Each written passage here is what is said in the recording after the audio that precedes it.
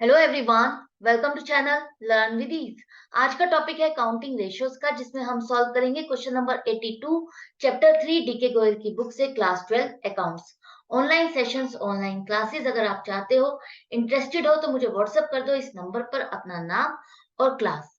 आप मुझे फॉलो कर सकते हो telegram channel learn with ease official, जहां पर आप अपने डाउट्स और कमेंट्स लिख करके भेज सकते हो। तो क्वेश्चन में दिया है कि आपको trade payables turnover ratio calculate करनी है इस इंफॉर्मेशन को यूज कर। कैसे करोगे समझो। आपको ट्रेड पेबल्स टर्नओवर रेशियो के लिए चाहिए क्या? आपको चाहिए क्रेडिट परचेजेस और एवरेज ट्रेड पेबल्स। जैसे आपने trade receivables turnover ratio calculate की थी, उसी तरह से ट्रेड पेबल्स टर्नओवर रेशियो है। वहां पर आपने क्रेडिट सेल्स ली थी, यहां पर आपकी क्रेडिट परचेज है। आपकी क्रेडिट परचेज का मतलब है जब आपने सामान उधार पर खरीदा, उसकी पेमेंट नहीं की। पेमेंट नहीं की तो जो बंदा आपने जिससे खरीदा सामान, उसको आप क्या कहते हो? क्रेडिटर्स कहते हो। तो वही क्रेडिटर, और जिस क्रेडिटर को आपने एक नोट साइन करके दिया कि मैं इतने दिन में पेमेंट कर दूंगा, वो नोट आपका क्या कहलाता है? Bills payable. तो क्रेडिटर और बिल्स पेबल दोनों मिल करके बन जाते हैं आपके ट्रेड पेबल्स, और उनका एवरेज लेना है। एवरेज का मतलब है ओपनिंग और क्लोजिंग का आपको एवरेज लेना है, उसको डिवाइडेड बाय 2 करना है। तो क्रेडिट परचेजेस और एवरेज ट्रेड पेबल्स आपको चाहिए। ये दिखाएगा क्या? इस रेशियो को कैलकुलेट करने का पर्पस क्या है? इस रेशियो को कैलकुलेट करने का पर्पस ये है कि आपकी ऑर्गेनाइजेशन में जो सामान आपने उधार में खरीदा, उसकी पेमेंट आप कर पाते हो या नहीं कर पाते हो, उसको आप कितनी क्विकली पे कर पा रहे हो। क्या वो जो स्टॉक आपने खरीदा, उसको प्रोडक्शन करके आप रेवेन्यू जनरेट करके उसकी पेमेंट कर पा रहे हो?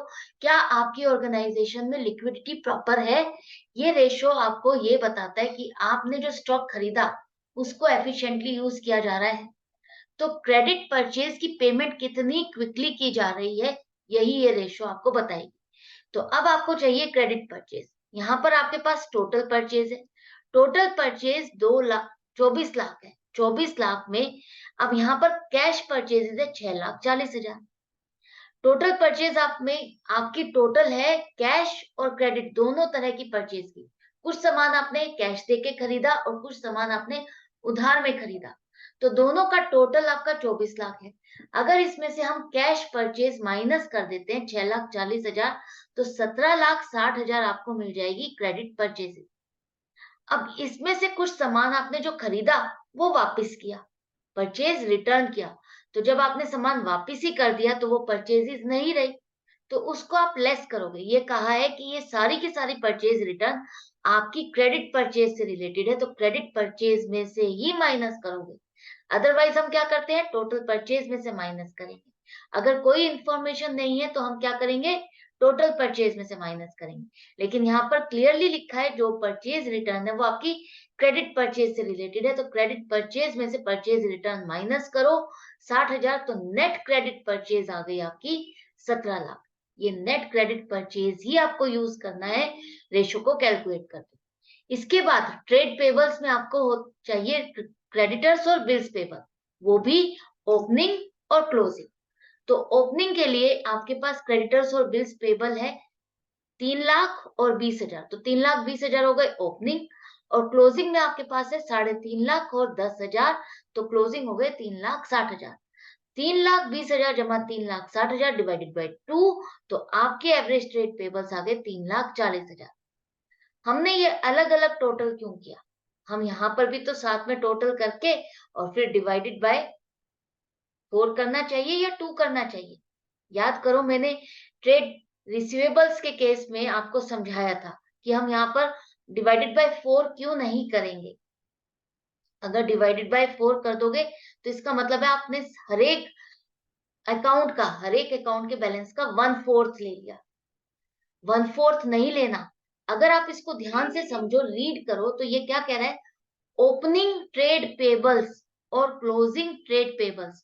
तो ट्रेड पेबल्स एक टर्म है पूरी, जिसमें 2 कंपोनेंट आपके आते हैं, क्रेडिटर्स और बिल्स पेबल। ये दोनों मिलकर के एक बनेगा ओपनिंग। इसी तरह से क्लोजिंग बनेगा आपका क्रेडिटर्स और बिल्स पेबल क्लोजिंग का लेकर के। तो ये दो अलग अलग कंपोनेंट है, दोनों के दोनों के जो टोटल को आप एक करोगे, दोनों का टोटल मिल करके आपका एक टर्म बनेगा ओपनिंग, इसी तरह से दोनों का टोटल बन करके आपका एक टर्म बनेगा क्लोजिंग। तो यहाँ पर ये दोनों को एक तरह से आधा आधा है, ओपनिंग का आधा ये है और आधा ये, इसी तरह से क्लोजिंग का आधा ये है और आधा ये। तो आप इसको 4 नहीं कर सकते, आधा आधा आधा आधा 4 बार मिला दोगे तो 2 ही बनेगा ना, तो 2 से ही आपको डिवाइड करना है, चाहे आप चारों आइटम्स को यहाँ पर लिख करके ऐड करो, लेकिन डिवाइडेड बाय 2 ही होगा, 4 मत करना, ऐसी गलती मत करना। समझ में आ गया? अब यहाँ पर टर्नओवर रेशियो हम निकाल सकते हैं easily. Trade payables turnover ratio के लिए credit purchases, net credit purchases 17 lakh divided by 3,40,000, तो 5 टाइम्स आ गया है आपका ट्रेड पेबल्स टर्नओवर रेशियो। इसका मतलब है कि आप इतनी बार सामान खरीद रहे हो और इतनी बार आप उसको इजीली पे कर रहे हो, इतनी बार आपके यहाँ सामान की रोटेशन हो रही है, आप इतनी बार रॉ मटेरियल खरीद रहे हो। रॉ मटेरियल कब खरीदते हैं? जब आप प्रोडक्शन करते हो। और अगर आप ट्रेडिंग में हो, तो ट्रेडिंग में भी आप इतनी बार सामान खरीद रहे हो और उसको बेच रहे हो और दोबारा से सामान खरीद पा रहे हो। क्यों खरीद पा रहे हो? क्योंकि आपके पास रेवेन्यू जनरेट हो रहा है उसको बेच करके, तो लिक्विडिटी की वजह से आप उसकी पेमेंट भी जल्दी कर पा रहे हो। तो आई होप आपको ये क्वेश्चन अच्छे से समझ में भी आ गया है। मिलती हूँ मैं नेक्स्ट वीडियो में नेक्स्ट क्वेश्चन के साथ। डाउट या कंफ्यूजन के लिए आप मुझे कमेंट सेक्शन में लिख करके पूछ सकते हो। Good bye and take care.